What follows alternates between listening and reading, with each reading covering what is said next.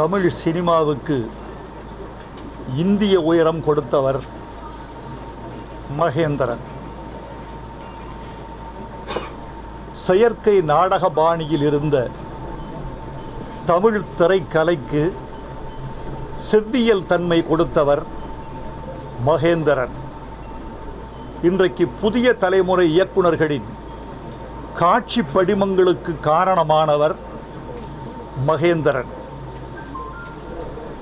அவர் தமிழ் சினிமாவில் நீண்ட நாட்களுக்கு நினைக்கப்படுவார். இந்திய திரைப்படங்களில் சிறந்த படங்கள் என்று ஒரு நீண்ட பட்டியலிட்டால் அதில் கட்டாயம் உதிரிப்பூக்கள் இடம்பெறும். ஒரு மேடை இயக்குனர் பாலச்சந்தர் கேள்வி கேட்கிறார் சூப்பர் ஸ்டார் ரஜினிகாந்தை பார்த்து, உங்களுக்கு பிடித்த இயக்குனர் யார்? பாலச்சந்தர் நினைத்தார் தன் பெயரை சூப்பர் ஸ்டார் உச்சரிப்பார் என்று. ரஜினிகாந்த் சொன்னார், எனக்கு பிடித்த இயக்குனர் மகேந்திரன் என்று. ஒரு கலை உலக வாழ்வில் ஒரு திருப்பத்தை ஏற்படுத்தியவர் மகேந்திரன். எம்ஜிஆர் அவர்களை பார்த்து ஒரு கேள்வி கேட்டார் மகேந்திரன். அதுதான் எம்ஜிஆரையே மகேந்திரனை திரும்பி பார்க்க வைத்தது. அவர் கேட்ட கேள்வி, ஒரு குதிரையில் சவாரி செய்கிற ஒரு வீரன் எப்படி பாட்டு பாடிக்கொண்டு வர முடியும்? இப்படி கேள்வி கேட்டு திரை உலகத்தை திருப்பியவர் மகேந்திரன். மகேந்திரன் மீது எனக்கு தனிப்பட்ட ஒரு மதிப்பு உண்டு. நாவல்களை திரைப்படமாக்கி படைப்பிலக்கியத்திற்கு பக்கத்தில் திரைக்கலையை கொண்டு வந்த பெருமை மகேந்திரனுக்கு உண்டு.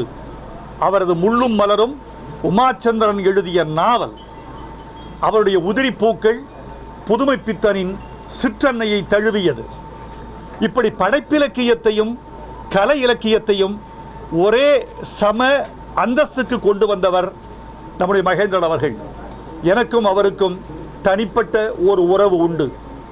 என்னுடைய முதல் பாட்டு பொன்மாலை பொழுது பாரதி ராஜாவின் நிழல்கள் படத்திற்கு எழுதியது என்ற போதிலும் வெளிவந்த படம் காளி. காளிதான் நான் பாட்டு எழுதி வெளிவந்த முதல் திரைப்படம். அந்த திரைப்படத்தின் கதாசிரியர் மகேந்திரன். அந்த படத்தில் இடம்பெறும் பத்திரகாளி, உத்தமசீலி, சொல்லடி சத்திய நீதி என்ற அந்த பாடலுக்கான கதை சூழலை விவரித்து என்னை எழுத வைத்த அந்த பெரிய வாய்ப்பை கொடுத்தவர் மகேந்திரன் என்றால் அது மிகையில்லை. மகேந்திரனுடைய மறைவு என்பது வெறும் உடலுக்கானது, கலைக்கானது அல்ல.